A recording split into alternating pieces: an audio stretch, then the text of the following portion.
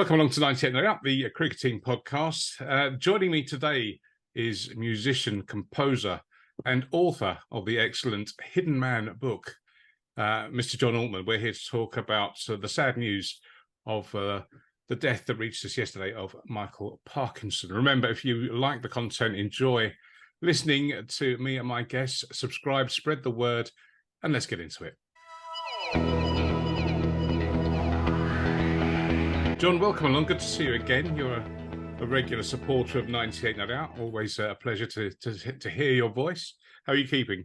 Yes, not too bad, thanks. Hidden Man. That's it's been out for about a year now, hasn't it? Yeah, I think February last year, but it's still, unbelievably, it's still selling, which is nice.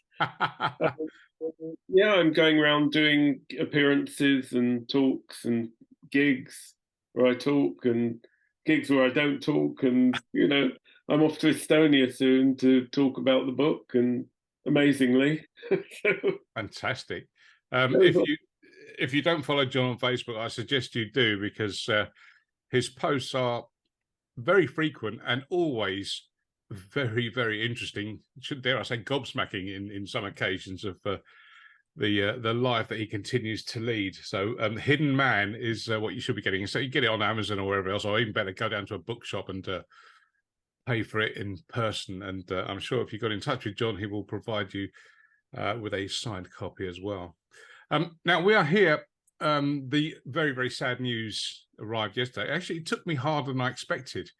When I saw the headline, it did my world did sort of shudder to a halt. The news of the death of Michael Parkinson. You were quite entwined with Parky for a great number of years, so I thought it would be good to talk to you about your engagements with him. I knew him through the Lord's Taverners sort of pretty much since he became president. He was very active and was at a lot of functions. But let's wind it back to when you first came across him. How did that happen? Well, I first actually met him in 1977 when I was, believe it or not, musical director for Telly Savalas. A very odd one, yes. Maybe it was a little later than 77. It was the late 70s anyway.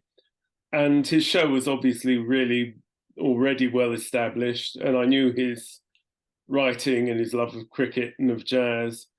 But I went along to the BBC to conduct Telly Savalas's appearance. He had a single out. If you remember, he had a record, If, that was #1. That's right, yeah. This was the follow-up to that. And I'd done the arrangement for him, and a wonderful guy. But that's all, another story that's actually in the book. But when I got there, he took me to one side. He said, "Look, John, I know I can't sing. You know I can't sing. Why should they know I can't sing?" And he pulled out. So I was left with nothing to do. But the floor manager or the producer said, "Well, as long as you're here, we've got Ingrid Bergman on. Can you conduct as time goes by, which will mean Harry Stoneham can play the piano?" I said, "Yeah, I'd love to." So I'm sitting backstage, and I feel two hands on my shoulder, and it's Ingrid Bergman. And she says, "Do you mind if I sit with you? It's very lonely in the dressing room." So we sat together, and she said, I explained why I was there, and she said, "Oh, that's terrible." I said, "Well, I'm still conducting your appearance." She said, "I get very nervous on chat shows. So when I'm come on for my appearance, I'll give you a little smile, and if you smile back, I'll be confident and I'll be able to talk." I said, "Great." I got out there and they put me on the piano, and I realized the piano was facing the other way. So as she walked in, she wouldn't see me. So I sort of half twisted to try and catch her eye, but I never did. And at the end of the show, we were in the green room. She came up to me and said, "Oh dear," I walked on, I gave you a great big smile, and this strange man just stared at me like I was an idiot. And I nearly took over. But then I saw you at the piano, so I gave you a smile, but you wouldn't have seen it. And then years later, I got a video of the appearance, and I got a freeze frame of her smiling at my back. So I actually have that photo. But That's Parky was lovely, and I never really got to speak to him then. But then I would see him at cricket matches and at jazz events, and he knew my writing and my playing, and then he put two and two together, and I think 2 albums of mine were record of the week on his radio show, and we always sat together at the test matches. In fact, I was sitting with him at Lord's when the news of Amy Winehouse's passing came through, and I'd mentored Amy, so we were frantically going through, TV channels, and there was no news yet. It hadn't broken. It had just come to me as a text from a friend, a member of her band, and we never sort of forgot that. But we hung out a lot. In fact, I don't know if you were there, but there was a lunch in his honour up in the West End, not a Taverners thing, but they had a quiz, and all the quiz questions were about Parky, and I knew his story, so I won the quiz. It was amazing. I mean, every single question, I thought, "Oh, I know that." What rank in the army? Oh, I know that. What was his school when he grew up? Oh, yeah, I know that as well. Yeah, we got on like a house on fire, and of course, he really would. He'd given it all up to play for England. From what I gathered, I mean, I never saw him play. I would be at matches with him, but contemporaries of his said that he was a very fine batsman, so an opening batsman. There's a really lovely video which I dug out and put on my Facebook yesterday, which was put together by Nick Holt of The Telegraph. Oh, yeah. It was made, I think, last year or maybe even the year before, but certainly sort of pretty recently, where Michael Parkinson gets together back at Barnsley Cricket Club with Dickie Bird and Geoffrey Boycott. And it's a very touching video watching the three of them being transformed back to I bet the early days. And what was really interesting for me, at any rate, was to see them with all of their personalities and their celebrity status stripped back, and they were all of a sudden, or once again, young lads together at the cricket ground. And you're right that even Boycott conceded that Parkinson was the one that was the better player out of the three of them, but he chose journalism over cricket. That's right. And I mean, he never lost his love for the game, and he never lost his, he wasn't a stick in the mud in my day XYZ, like a lot were. I probably shouldn't name an ex-England player who I had lunch with, who I was desperate to get away from because it was all in my day, in my day, in my day. And I finally, I was like, oh, for God's sake, let this thing finish. I can't take any more of it. But he was never. Michael was always, excited by the Bairstows and the Roots and the younger players coming up. It really, the continuation of players was something he was very excited by, and he could, I guess, anyone of that sort of age, even I can do it. I can look at a player today and say, do you know what he reminds me of? And then think of a player from when I started watching in the late 50s, and I can sort of relate it back. And he could do that, obviously, but a lot further back than I could. In fact, he said that, he regretted he'd never had Don Bradman on the show, which was very interesting. Because he was asked who he'd missed, who he'd like to have interviewed. And that was the first name that came up. Oh, really? Yeah, Frank Sinatra was another. Frank Sinatra, I think he tried really hard, didn't he? Oh, yeah, he couldn't get Sinatra at all. But of course, he had everyone else, and they were wonderful. Going back to those early chat shows, I mean, I think he stepped away at exactly the right time, because the format and the presentation of the chat show had become very sort of showbizy, flashy, and a huge emphasis on comedy, which... Well, The great thing about him was, because I guess because of his journalism background, he was a listener. He didn't. It wasn't. It was never about him. It, unlike other chat show hosts, where you think, well, they're not letting the people talk. They're just jumping in, trying to look good the whole time. But he would ask a question and he would sit back, and he wouldn't. He might steer a conversation if somebody was pointing it in a certain direction, but he would never impose his own personality onto whoever was on. And the thing he said to me, which I thought was very interesting, and I guess it is a time thing, he basically said, when I've interviewed Orson Welles and James Cagney and Bing Crosby and Fred Astaire, why would I want to be interviewing? And then he'd name someone from, not necessarily from Love Island, but Yeah. a contemporary celebrity. He said, I've got no interest in them, and it will show. He said, when I have Fred Astaire, I'm hanging on his every word because I'm a fan.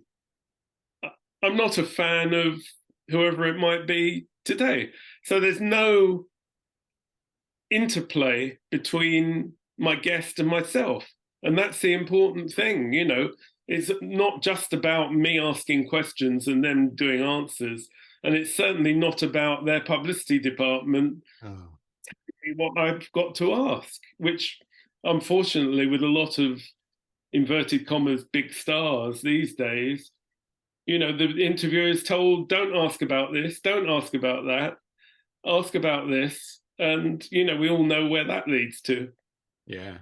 I find it very interesting watching some of those earlier shows, particularly the one you mentioned with Orson Welles. Yeah. Which is an incredible piece of television. But everything about it, the set's a lot darker. There's complete silence in the studio. You don't hear the audience sort of whooping and hollering on every sentence. And the fact that Orson was just so fascinating. He's got his great big cigar there. Well, I mean, in those days, you could smoke on set, couldn't you? I mean, that's one of the things that you sort of look at now and think, my God, how weird does that look? And he said, I think on his one of the sort of documentaries that I watched, that they put him on late because if he had an interesting guest, they would it wouldn't be limited to a 45-minute or an hour time slot. That if the conversation was flowing, then the cameras would keep going. And I think Orson Welles is like 3 hours. I think he said they were talking to each other. I was lucky to work with Orson Welles. I think I'm even luckier in a funny way that his daughter Beatrice is one of my closest friends, wow. and we talk all the time. And to have that connection with, an absolute legend, really, I'm over the moon with that.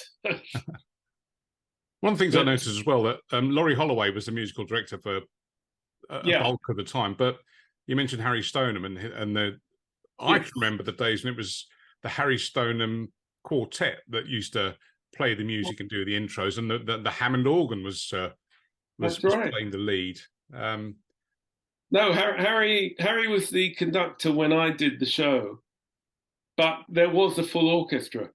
It was so it was obviously a bit later than the early shows, but not late enough for Laurie to have taken over, because Laurie and Michael were very, very close, and they were neighbours. And an important factor about Michael was he was a fanatical jazz fanatic, if that's sorry to say fanatical fanatic.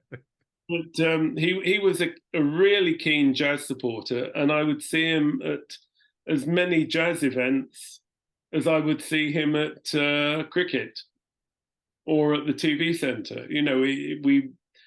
I've got a lovely photo of, and I can't remember, it's either him giving Sheila Tracy an award or Sheila Tracy giving him an award at a big coda club, which was all the old musicians got together and hung out and had events. And Michael was sort of special guest at virtually all of those, actually. But I really don't, I can't. It's very hard to tell from the photo, and it's so long ago, whether he's giving her an award or she's giving him an award. And I don't remember, but I would see him, and as you mentioned, the Lord's Taverners. You know, that's, I think you must have been there, that lunch for him last September, Yeah, which is yeah, the last time I saw him. And of course, Barry Humphries did the speech, and he's gone as well. yeah. I've got a picture on my wall from. You can't see it in the shot, but there's me sat in the middle, Parky's on my left, and Sir Les Patterson is on my right. It's one of my favourite pictures. And that was, I think, the first time. It was when he'd just become president, and it was a lunch in his honour. And Barry Humphries said, I mean, they were great mates, and he gave an absolutely rip-roaring speech. Oh, he was amazing. so sharp and so witty. I mean, it was just. But what that was the first time, and I went up to Michael after sort of the formalities of the lunch and explained to him that I was just starting off this radio program and I was going to base it on cricket and we were going to play some music, and he was really interested, and he was, sort of, I held back from inviting him on because I was just far too nervous and thought I can't do that. But well, the ironic thing is he would have said yes. There's no doubt. He was.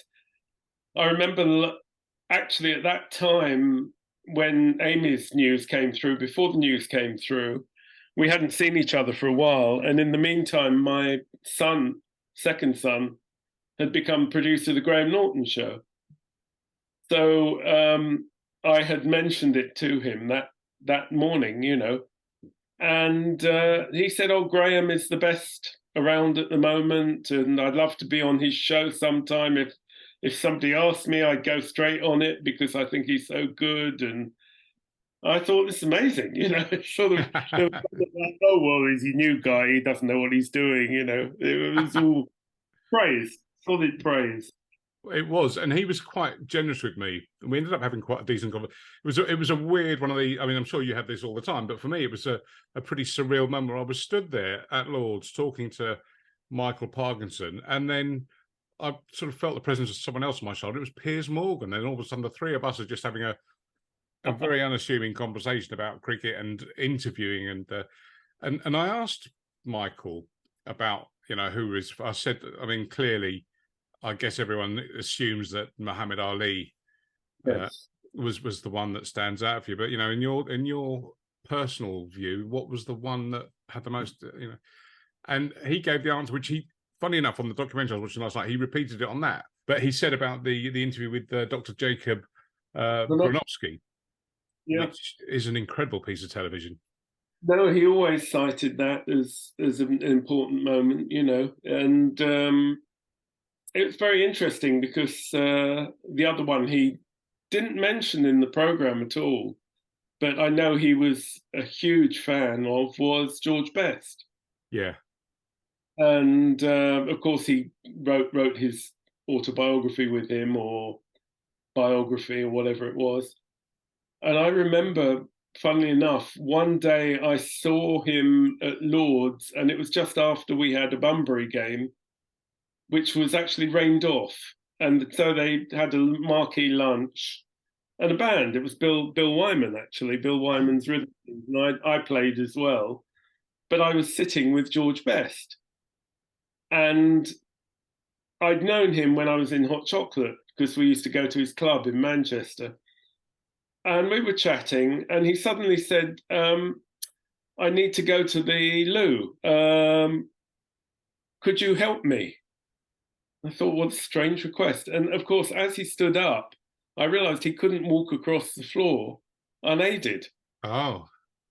And so I was literally carrying him to the bathroom, thinking, this is insane. This is the best sportsman I ever saw in my life.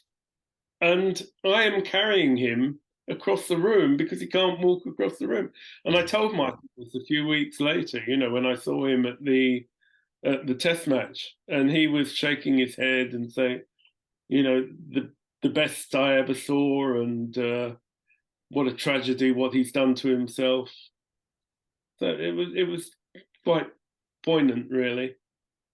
think that was one of the reasons why he was so successful at what he was doing, was that, and he didn't wear it on his sleeve, but he was passionately interested. Now, you mentioned cricket, jazz, Yeah.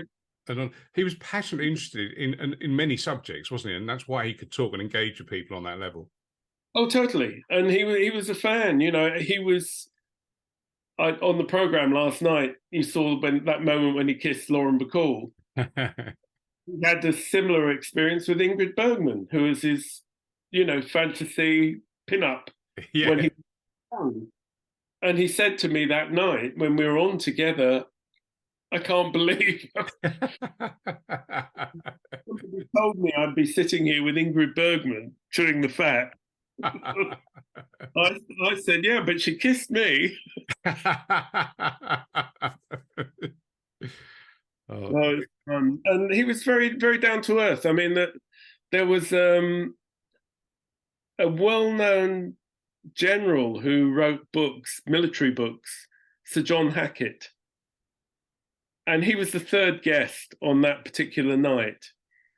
And he was incredibly boring and, professed to have no clue who Telly Savalas was, who then was the biggest star on television in the world. And Parky told me, which I didn't know because I was off in the band. He said, oh, yeah, Hackett was telling one of his interminable stories that had no interest or punchline. And he caught Telly Savalas's eye. And Telly Savalas raised his eyebrow and sort of... And he said, what a great guy he was, which I thought was really nice. It was a mutual moment of, oh, dear, what are we lambered ourselves with? Younger listeners and viewers will be thinking, who's Telly Savalas? I mean, again, it harks back to a golden age of Saturday night television on BBC One, of Bruce Forsyth, The Generation Game, Kojak, the two Ronnies, Match of the Day, and then Parkinson before you went to bed, or if you were coming back from the pub, if you're old enough. It was a fantastic time, really, wasn't it? It was, and it is incredible, and you're absolutely right. A lot of people would have no idea who Telly Savalas is. And I know when I wrote my book, my editor was saying to me, explain who George Raft is, explain who Bing Crosby is, explain who Milton Berle is. And you realise there's a generation that won't have any clue who any of these people are, really. Yeah, well, we were watching that last night. My wife is only 5 years younger than me, but she didn't know who Jimmy Cagney was. She knew James Stewart and she knew Orson Welles. And it was really interesting. And I sort of looked at her and said, really? And then it dawns on you that, when I was sort of young, but I could remember, Jimmy Cagney was one of the staples of the television impressionists, the look at me, Ma, look at me, Ma. Everyone seemed to do an impression of Jimmy Cagney in those days. But, that's from an era of 1930s gangster cinema, isn't it? Well, I'll tell you what brought it home to me in a big, big way was I was playing saxophone at a charity event and I was sitting with the daughter of the sponsor for dinner. So I went back to my table and she said, oh, I really enjoyed your playing. I said, thank you very much. She said, I see from the program you're involved with Amy Winehouse. And I said, yes, well, actually, I mentored her in the early days and we were very close. She said, oh, that's interesting. I've never heard her. My parents listened to her a lot. And I was like, Amy Winehouse, and you've never heard of her? And then I realized she was 4 when Frank came out, and she would have been 10 when Amy died. Yeah. Why would she have ever listened to Amy Winehouse? There's no reason why she would know who she was or would listen to her. And it's that quickly that time moves along. And I dare say there are, if they haven't reformed, groups of the late 90s who people born this century won't have a clue who they are. I know. Let alone James Cagney, Yeah. Almost.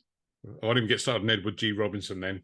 Absolutely. Well, Michael, going back to Michael, of course, that was the era of cinema that attracted him, and I think it's largely because it there wasn't television. Yeah. So if you wanted to see these people, they were huge on the big screen. So they were larger than life. So it wasn't a case of, somebody on a tiny tube that you might see, I don't know, George Reeves as Superman, but you're looking at a 9-inch screen. You're looking at Clark Gable, and he's 20 times bigger than you.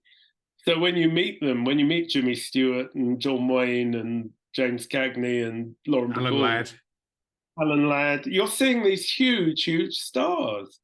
Well, Alan Ladd was only that's what I threw him in, yeah. Didn't they have to dig trenches for his leading lady and stuff like that when they were filming? Same with Mickey Rooney, yeah. God, how many people? It's an interesting thing because I always, you mentioned Superman there, George Reeve. Now that's the original one, and as Superman has gone down the years, you can mention the actors and people just give you blank looks. It's a bit like Doctor Who. I mean, there's a whole generation of people that didn't understand that Doctor Who was around in the 70s and 80s. With people like Tom Baker and John Pertwee. Yeah, and before that, William Hartnell. That's right. That's right. Yeah, really pushing it if you can go back to that. Yeah, but I mean, it's a bit of a tangent, but when I've talked to a few schools over the years. So I'm talking about 14, 15, 16-year-olds. And I suddenly realized they're not going to know the people I'm talking about at all. No. In hot chocolate. Well, what? Van Morris, they might vaguely have heard of Rod Stewart or Diana Ross or some of those people. And I'm lucky that a lot of them have lasted the course. So Tina Turner, people will know, Diana Ross, people I work with, Tom Jones, they're all still out there, Rod Stewart. But I thought at the end of my talk, it's like I'm almost apologizing, saying, anybody got any questions? The question I'm expecting is, what on earth have you been talking about for the last hour? And instead, the questions I got were, did you know the Beatles? And what was Jimi Hendrix like? Amazing. And these 14-year-old kids. Yeah. So there are pockets of knowledge about, and of course the internet has helped because I've spoken to a lot of parents of youngsters who've said to their kids, oh, if you like this track, why don't you look at the Small Faces or the Kinks, or here's some film of the Rolling Stones back in the 60s or the Beach Boys. And they've gone, oh, this is great. This is wonderful. So sampling's done that as well, isn't it? People don't realise. Yeah. Now, I've got a question before I let you go. I don't suppose you've got a musical instrument to hand, have you? Well, there's a piano over there and a saxophone over there. Can you go to the piano and just play us out with Parky's theme tune? Could you do that? I'll get the sax out. Hang on. Okay. It will be a very approximate approximation. That's fine. I might get closer on this, I think. Okay. And I'll put you on the spot, and I apologise for that. But I'll say now, thank you very much, John Altman, for joining me, and a wonderful chat reminiscing about Michael Parkinson. And if you would do the honours and play us out, please. And what a moment for the Wi-Fi to go wonky.